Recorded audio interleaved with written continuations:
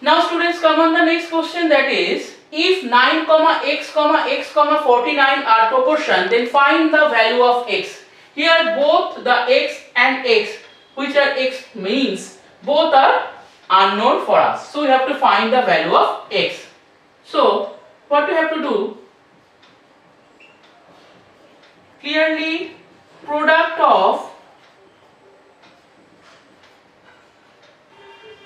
means is equal to product of extreme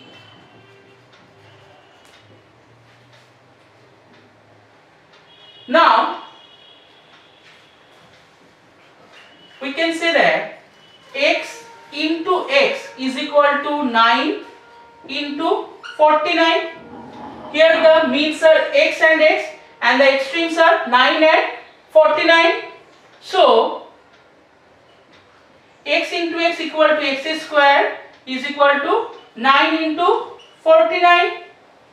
Now you can say that x square is equal to, as we know that 3 square is equal to 9 and 7 square is equal to 49.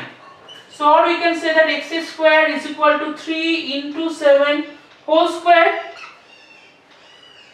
So we can say that x equal to 21. So the value of x is equal to 21.